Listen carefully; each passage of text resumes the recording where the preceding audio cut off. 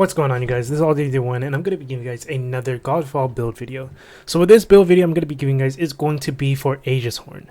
And something I want to make sure you guys all realize is I have no editing on this video. It's just all one take. So yeah, and that's just because I don't know how to use any of the stuff or the editing software on PC just yet. I will figure it out later. But yeah, so we're just going to go ahead and go right into it.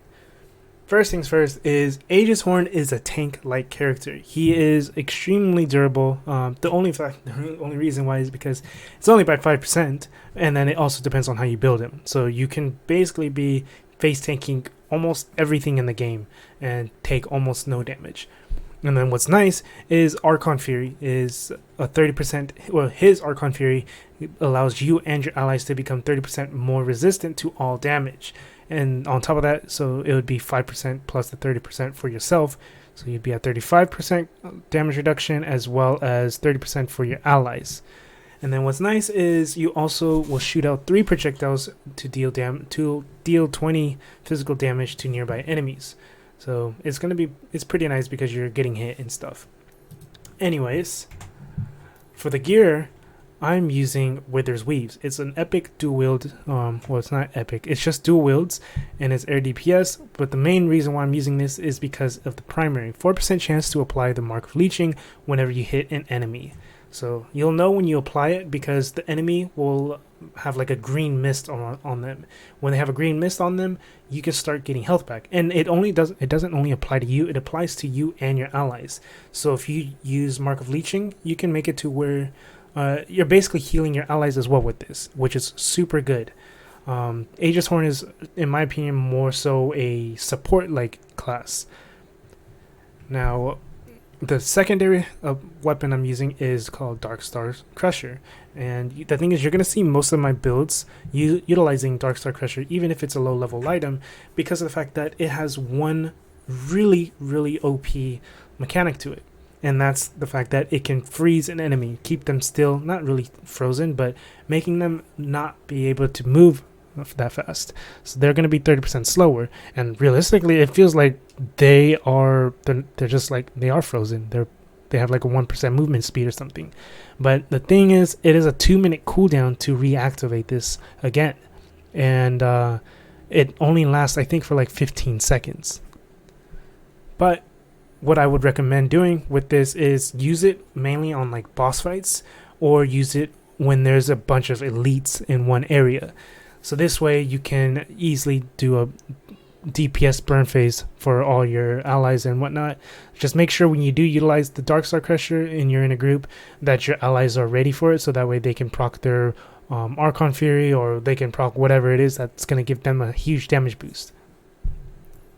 Next is the amulet, Mark of the Duelist. So the reason why I'm using Mark of the Duelist is because, one, it gives me spirit. So having spirit is going to be nice to have on Aegishorn because it's going to affect, spirit affects your technique damage, or just your technique and whatnot. But now for primary, this is the main reason. It's because you heal 81 health whenever you perform a crit. So you're going to be able to use this on top of the augment that you have as well. So this right here is going to make it to where you are able to stay alive a lot more often because you're always going to be critting as much as possible. Next up is the Lunar Token. So Lunar Token is one of the other items in the game that I'll be using on multiple allies or multiple Valor plates as well. Even though it's a level 29 item, it still gives me a really good amount of stats. As you can see, it gives me 7% crit chance on the primary, 5% on the secondary, 12 rampage bonus damage, and 20% weapon technique damage. So the thing about Lunar Token is it is not a legendary item. It is a regular item. So it could be green, blue, purple, gray. I think it can be gray. I don't think it can actually. But green, blue, purple. So you have to upgrade it up to being a gold, up to being legendary. And it can be pretty expensive. So hopefully you do get the right rolls that you want to get. Next is going to be Ancestral Band. So for this legendary ring, whenever you hit a weak point, gain 2% Archon Fury charge and 30% Archon Fury charge speed for 10 seconds. This is going to be especially good because of the fact that you're wanting to be able to use your Archon Fury as much as possible, especially in the group setting. You want to make it to where you and your allies can basically take almost very little damage. So having this is going to be really nice. Next is going to be the Zway's Embrace. Whenever you hit a weak point, gain 131 overhealth, and your overhealth no longer degenerates. The reason why this is definitely one of the best items to go with, is especially on this character, is the fact that your overhealth no longer degenerates. The weak point gain, 131 health or overhealth is whatever. I don't really care too much for that because I have other ways of getting overhealth. But the fact that overhealth will no longer degenerate is what makes this a really good item to use. Now there are regular items that you can use that only gives you overhealth no longer degenerates, which if you have it, I would highly recommend using it, because what overhealth is, it's basically a thin green line over your health bar, and you can easily build that up if you have anything that gives you overhealth increase.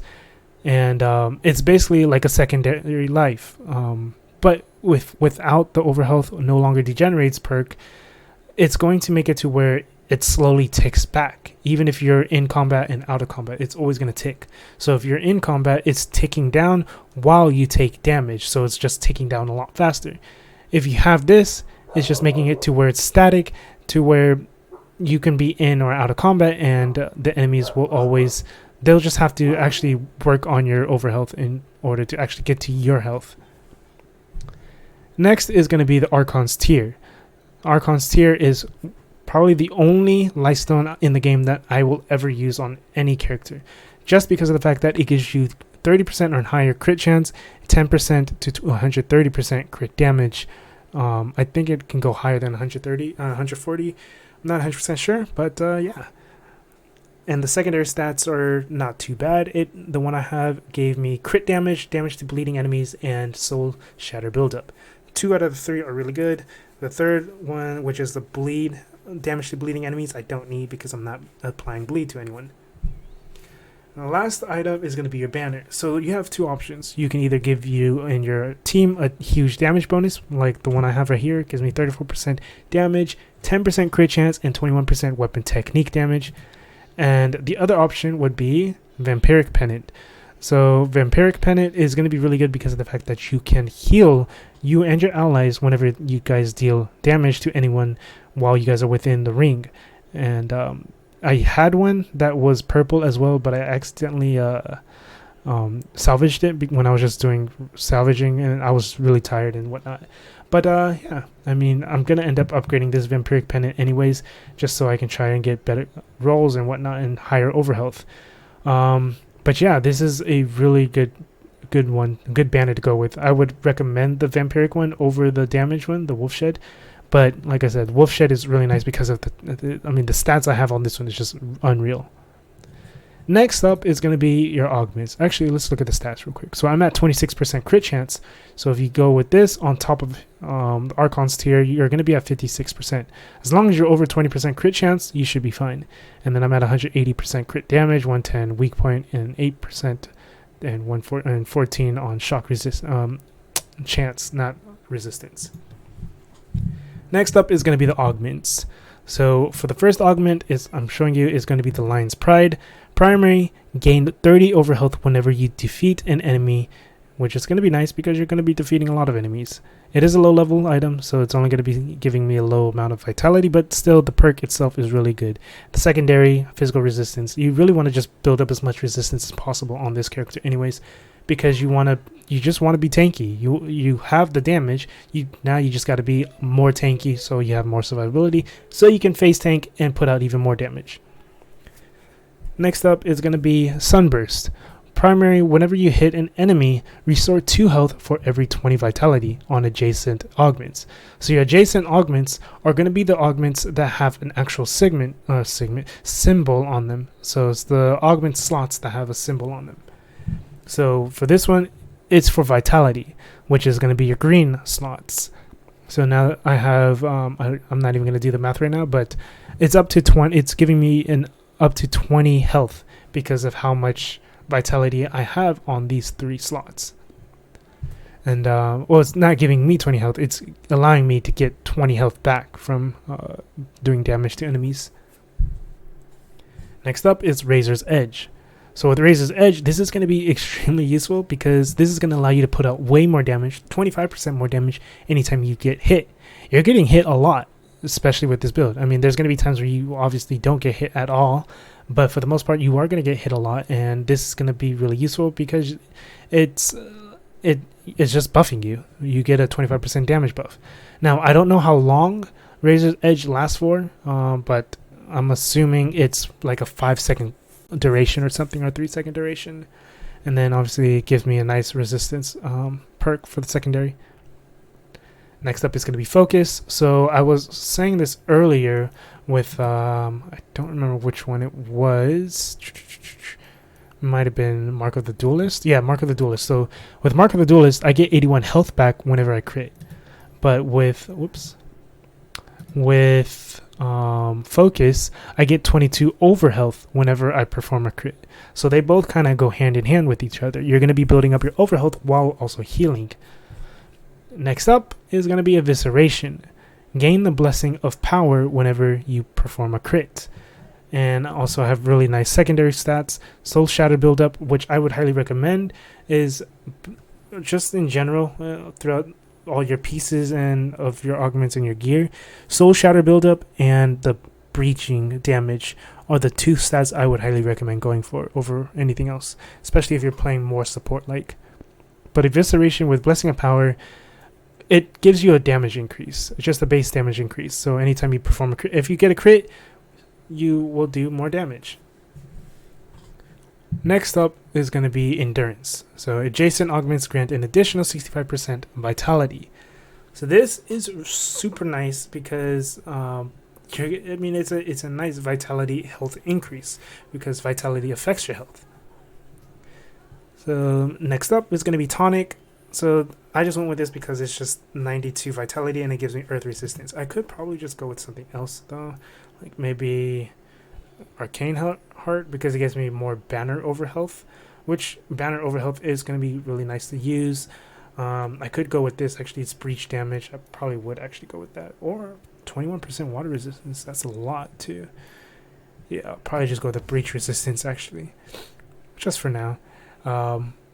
Just because, or breach damage, just because obviously more breach damage allows you to make it to where the enemies are knocked out, and it basically gives you and your team a giant opener to do brutals and whatever it's called on the enemies, breach damage. And then you have Innervation on the blue augment. Extend the duration of Archon Fury by 1 second whenever you defeat an enemy. And then, so you're going to be killing enemies a lot anyways, especially when you activate Archon Fury. So I would highly recommend doing this, so that way you can extend the duration a little longer. And on top of that, it's giving me 14% over health gain from banners. The last augment is going to be Typhoon. Apply the Mark of Weakness to nearby enemies whenever you breach an enemy. So I guess it is a good thing I ended up getting breach damage, because with that, it's allowing me to apply Mark of Weakness. Mark of Weakness makes it to where enemies do less damage to you, to you and your allies, and to pretty much anyone because they're marked. So all you have to do is just pretty much breach the weakest enemy, and then it'll apply it to everyone else. Now for the skills. I have 4 into Weapon Techniques, 4 into Soul Shatter, maxed out Vitality, maxed out Crit Chance, 4 in Archon Fury. I will end up getting the 5th one later. 5 in, or maxed out Crit Damage, maxed out Might, 1 in Rampage. I would like to max this out as well because Rampage is really good, but it isn't necessarily needed to max it out because it's only a 10% damage increase, 25% duration. But the thing is, you can keep the duration going, especially with that. I was going to say daggers, dual blades. You're easily able to keep this up and going. And then you don't need to go with ailments. You want to go with Siphon instead. You can either go with Siphon or Polarity attacks. I don't really care for Polarity attacks, to be honest. But Siphon is going to be nice for survivability wise, because it's allowing you to heal and drain the enemy's health at the same time. What is pretty bad about this though is it's going to make you not static, but stand still, I guess, for a few seconds. And the only reason why I didn't put points into here yet is because I just didn't feel like re-rolling just to put points into Siphon, because you don't necessarily need it. It does help, but you don't need it. If you don't want to use this, I would highly recommend going Sundering Slam, because it makes it to where enemies take 20% more damage for 30% or for 30 seconds. And you can go up to, I think, it just stays at, oh no, yeah, you can make it go up to 30% instead, as well as giving you and your allies 15% more damage whenever you drop a banner as well. So Sundering Slam is going to be a huge damage buff for you and your allies if you end up going with this. But if you go with this, what you're going to have to do is you're going to probably have to put 1 point into Polarity or 1 point into Takedowns, because you kind of need a bridge so you can get to all stats and Breach. You want to get at least 4 into Breach, max out all stats. Finesse, you want to get at least 1 point into, because what it's going to do is it allows you to slide, making it easier to dodge attacks. And then you want to go with weak points. I would recommend to at least go with 2 points into weak points at the very least. Most you should go for is at least 4. I wouldn't worry about number 5 or the 5th point. Spirit maxed out, resistance maxed out, recovery you want to max out. I didn't get it maxed because I'm still missing a point. I have to go farm for stuff to get my points. But yeah, that's pretty much it for all my perks or my skills and whatnot.